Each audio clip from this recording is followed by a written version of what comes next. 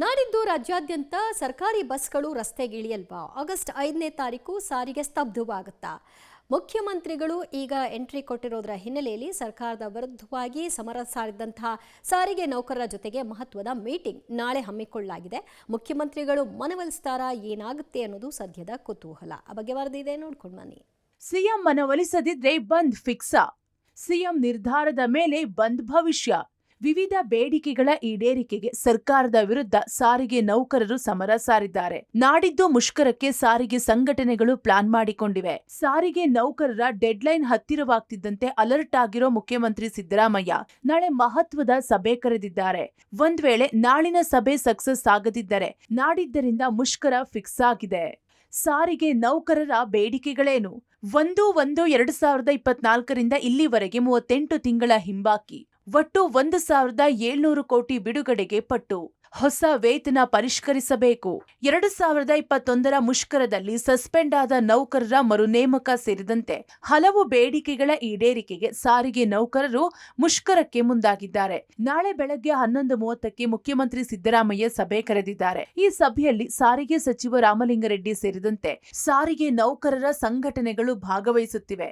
ಸಾರಿಗೆ ನೌಕರರ ಮುಷ್ಕರವನ್ನ ಈ ಸಭೆ ನಿರ್ಧರಿಸಲಿದ್ದು ಸರ್ಕಾರದ ನಡೆ ಕುತೂಹಲ ಕೆರಳಿಸಿದೆ. ಆಗಸ್ಟ್ 5ನೇ ತಾರೀಕಿಂದ ಏನು ಸ್ಟ್ರೈಕ್ ಮಾಡ್ತೀವಿ ಅಂತೇಳಿ ಸಂಘಟನೆಗಳು ಸ್ಟ್ರೈಕ್ನ ಕಾಲ್ ಫಾರ್ ಮಾಡಿದ್ದೇವೆ. ಆ ಹಿನ್ನೆಲೆಯಲ್ಲಿ ನಾವು ಇಲಾಖೆ ವತಿಯಿಂದ ಒಂದು ವೇಳೆ ಸ್ಟ್ರೈಕ್ ನಡೆದಂಥ ಸಂದರ್ಭದಲ್ಲಿ ಪರ್ಮಿಷನ್ ಕೊಡಲಿಕ್ಕೆ 61(1)F ಕೂಡ ನಾವು ಆಲ್ರೆಡಿ ಸರ್ಕಾರಕ್ಕೆ ನಿನ್ನೆ ಬರೆದಿದ್ದೀವಿ. ತದನಂತರದಲ್ಲಿ ಇದನ್ನು ಜಿಲ್ಲಾ ಮಟ್ಟದಲ್ಲೂ ಕೂಡ ಟ್ಯಾಕಲ್ ಮಾಡಲಿಕ್ಕೆ ರೀಜನಲ್ ಟ್ರಾನ್ಸ್ಪೋರ್ಟ್ ಅಥಾರಿಟಿಗಳ ಜೊತೆಗೆ IT ಡಿಪಾರ್ಟ್ಮೆಂಟನ್ನು ಕೂಡ ಕೋರ್ಲಿಕ್ಕೆ ನಮ್ಮ ಕಾರ್ಯದರ್ಶಿಯವರಿಗೆ ನಾವು ರಿಕ್ವೆಸ್ಟ್ ಮಾಡ್ಕೊಂಡಿದ್ದೀವಿ. ಪ್ರಯಾಣಿಕರಿಗೆ ಯಾವುದೇ ರೀತಿಯಾದಂತಹ ತೊಂದರೆ ಆಗಬಾರ್ದು ಅಂತ ಹೇಳ್ಬಿಟ್ಟು ಮನವಿಯನ್ನು ಮಾಡಿದ್ದಾರೆ. 4 ಬೇಡಿಕೆಗಳು, ಪ್ರಮುಖ ಬೇಡಿಕೆಗಳಿದೆ. ಈ ಒಂದು ಪೀರಿಯಡ್ ಅಲ್ಲಿ ಟ್ಯಾಕ್ಸ್ ಎಕ್ಸಂಪ್ಷನ್ ನಮಗೆ ಕೊಡಬೇಕು, ಮಿನಿಮಮ್ 15 ಡೇಸ್ ಪರ್ಮಿಟ್ ಎಕ್ಸಂಪ್ಷನ್ ಅನ್ನ ಕೊಡಬೇಕು ಅನ್ನೋಂಥ ಬೇಡಿಕೆಯನ್ನು ಕೂಡ ನಾವು ಇಟ್ಟಿದ್ದೀವಿ. ಅದಾದ ನಂತರ ಸೇಫ್ಟಿಗೆ ಸಂಬಂಧಪಟ್ಟಂತೆ ಪೊಲೀಸ್ ಪ್ರೊಟೆಕ್ಷನ್ ಅನ್ನ ಕೊಡಬೇಕು ಅಂತ ಇಟ್ಟಿದ್ದೀವಿ. ಸರ್ಕಾರದ ವಿರುದ್ಧ ಸಮರ ಸಾರಿರುವಂತಹ ಸಾರಿಗೆ ನೌಕರರು ಯಾವುದೇ ಕಾರಣಕ್ಕೂ ನಾವಂತೂ ಬೇಡಿಕೆ ಈಡೇರದೆ ಹೊರತು ಮುಷ್ಕರದಿಂದ ಹಿಂದೆ ಸರಿಯಲ್ಲ ಅನ್ನುವಂಥ ಪಟ್ಟನ್ನು ಹಿಡಿದಿದ್ದಾರೆ. ಈ ಮಧ್ಯೆ ನಾಳೆ ಮಧ್ಯಾಹ್ನ ಸಿಎಂ ಸಾರಿಗೆ ಮುಖಂಡರ ಸಭೆಯನ್ನು ಕೂಡ ಕರೆದಿದ್ದಾರೆ. ಹೈ ವೋಲ್ಟೇಜ್ ಸಭೆಯಲ್ಲಿ ನಿಜಕ್ಕೂ ಕೂಡ ಬೇಡಿಕೆಗಳನ್ನು ಈಡೇರಿಸುವಂಥ ನಿಟ್ಟಿನಲ್ಲಿ ಸರ್ಕಾರ ಕ್ರಮಗಳನ್ನು ಕೈಗೊಳ್ಳುತ್ತಾ ಅಥವಾ ಮತ್ತೆ ಭರವಸೆಯನ್ನು ಕೊಟ್ಟು ಮನವೊಲಿಸುವಂಥ ಕೆಲಸವನ್ನು ಮಾಡುತ್ತಾ ಅನ್ನೋದನ್ನು ನೋಡಬೇಕಿದೆ.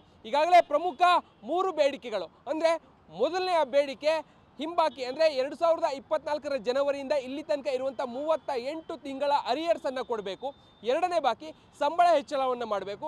3ನೇ ಬೇಡಿಕೆ 2021ರಲ್ಲಿ ಆದಂತಹ ಮುಷ್ಕರದ ಸಂದರ್ಭದಲ್ಲಿ ಯಾವೆಲ್ಲ ನೌಕರರನ್ನು ಅಮಾನತು ಮಾಡಲಾಗಿತ್ತು ಅವರನ್ನು ವಾಪಸ್ ಕೆಲಸಕ್ಕೆ ತೆಗೆದುಕೊಳ್ಬೇಕು ಅನ್ನುವಂತಹ ಒಂದಷ್ಟು ಬೇಡಿಕೆಗಳನ್ನು ಇಟ್ಟು ಈಗಾಗಲೇ ಸರ್ಕಾರದ ಮುಂದೆ ಮುಷ್ಕರದ ಎಚ್ಚರಿಕೆಯನ್ನು ನೀಡಿದ್ದಾರೆ. ನಾಳೆಯ ಡೆಡ್ಲೈನ್. ಒಂದೊಮ್ಮೆ ನಾಳೆ ಏನಾದರೂ ಸಮಸ್ಯೆ ಬಗೆಹರಿದು ಬೇಡಿಕೆಯನ್ನು ಈಡೇರಿಸುವಂಥ ನಿಟ್ಟಿನಲ್ಲಿ ಸರ್ಕಾರ ಏನಾದರೂ ಮುಂದಾಗದಿದ್ರೆ ನಿಜಕ್ಕೂ ಕೂಡ ಸಾರಿಗೆ ನೌಕರರು ಮುಷ್ಕರಕ್ಕೆ ಮುಂದಾಗ್ತಾರ ಅನ್ನುವಂಥ ಕುತೂಹಲ ಕೆರಳಿಸಿದೆ. ಎಸ್ಮಾ ಜಾರಿಯಾದ್ರೂ ಡೋಂಟ್ ಕೇರ್. ಖಾಸಗಿ ಬಸ್ ಬಳಕೆಗೆ ಮುಂದಾದ ಸರ್ಕಾರ. ಇನ್ನು ಸಾರಿಗೆ ನೌಕರರು ಮುಷ್ಕರಕ್ಕೆ ಕರೆ ಕೊಟ್ಟಿರೋ ಬೆನ್ನಲ್ಲೇ ಸರ್ಕಾರ ಎಚ್ಚರಿಕೆ ಕೂಡ ಕೊಟ್ಟಿದೆ. ಮುಷ್ಕರದಲ್ಲಿ ಭಾಗಿಯಾಗುವವರ ವಿರುದ್ಧ ಎಸ್ಮಾ ಕಾಯ್ದೆಯಡಿ ಕ್ರಮ ಕೈಗೊಳ್ಳೋದಾಗಿಯೂ ತಿಳಿಸಿದೆ. ಆದ್ರೆ ಸಾರಿಗೆ ನೌಕರರು ಡೋಂಟ್ ಕೇರ್ ಅಂದಿದ್ದಾರೆ. ಈ ಮಧ್ಯೆ ಮುನ್ನೆಚ್ಚರಿಕೆಯಾಗಿ ಖಾಸಗಿ ವಾಹನಗಳ ಬಳಕೆಗೆ ಜಿಲ್ಲಾಡಳಿತ ಮುಂದಾಗಿದೆ. ಖಾಸಗಿ ಬಸ್, ಮ್ಯಾಕ್ಸಿ ಕ್ಯಾಬ್, ಆಟೋಗಳ ಬಳಕೆಗೆ ಸರ್ಕಾರ ಆಲೋಚಿಸಿದೆ. ಮುಷ್ಕರ ಏನಾದರೂ 5ನೇ ತಾರೀಕಿನಿಂದ ಪ್ರಾರಂಭ ಆದರೆ ನಮ್ಮ ಜಿಲ್ಲೆಯಲ್ಲಿ, ಚಿಕ್ಕಬಳ್ಳಾಪುರ ಜಿಲ್ಲೆಯಲ್ಲಿ ಪೊಲೀಸ್ ವರಿಷ್ಠಾಧಿಕಾರಿಗಳ ಜೊತೆಯಲ್ಲಿ ಮಾತಾಡಿದ್ದೀನಿ. ಹಾಗೆಯೇ DC KSRTC ಅವರ ಜೊತೆಯಲ್ಲಿ, RTO ಅವರ ಜೊತೆಯಲ್ಲಿ ಹೀಗೆ ನಾವು ಜಂಟಿ ಒಂದು ಸಭೆಯನ್ನು ಮಾಡಿಕೊಂಡು ಯಾವುದೇ ಸಾರ್ವಜನಿಕರಿಗೆ ಪ್ರಯಾಣಕ್ಕೆ ತೊಂದರೆ ಆಗಬಾರ್ದು ಅಂತ ಹೇಳ್ಬಿಟ್ಟು ಖಾಸಗಿ ಬಸ್ಗಳನ್ನು ತೆಗೆದುಕೊಳ್ತಾ ಇದ್ದೀವಿ. ಕ್ಯಾರೇಜ್ ವಾಹನಗಳನ್ನು ನಾವು ತೆಗೆದುಕೊಳ್ತಾ ಇದ್ದೀವಿ. ಕಾಂಟ್ರಾಕ್ಟ್ ವಾಹನಗಳು ಅಂತ ಏನು ಹೇಳಿದ್ದೀನಿ ಅವನ್ನ ತೆಗೆದುಕೊಳ್ತಾ ಇದ್ದೀವಿ. ಹಾಗೆಯೇ ಶಾಲಾ ಬಸ್ಗಳನ್ನು ಉಪಯೋಗ ಮಾಡ್ಕೊಬೇಕು ಅಂತ ಹೇಳಿದ್ದೀವಿ. ಹಾಗೆಯೇ ಮ್ಯಾಕ್ಸಿ ಕ್ಯಾಬ್ಗಳನ್ನು ಕೂಡ ಯೂಸ್ ಮಾಡ್ಕೊಳ್ಬೇಕು ಅಂತ ಹೇಳಿ ಪ್ಲಾನ್ ಮಾಡಿದ್ದೀವಿ. ವೇತನ ಪರಿಷ್ಕರಣೆ ಸೇರಿದಂತೆ ವಿವಿಧ ಬೇಡಿಕೆಗಳಿಗೆ ಆಗ್ರಹಿಸಿ ಇವತ್ತು ಸಾರಿಗೆ ನೌಕರರು ಅನಿರ್ದಿಷ್ಟ ಅವಧಿ ಮುಷ್ಕರಕ್ಕೆ ಮುಂದಾಗಿದ್ದಾರೆ. ಹೀಗಾಗಿ ಸರ್ಕಾರ ಕೂಡ ಇವತ್ತು ನಾಳೆ ಸಿಎಂ ನೇತೃತ್ವದಲ್ಲಿ ಸಾರಿಗೆ ನೌಕರರ ಸಂಘಟನೆಗಳ ಜೊತೆ ಸಂಧಾನದ ಸಭೆಯನ್ನ ನಡೆಸೋದಕ್ಕೆ ಈಗಾಗಲೇ ಕೂಡ ಮುಂದಾಗಿರುವಂಥದ್ದು.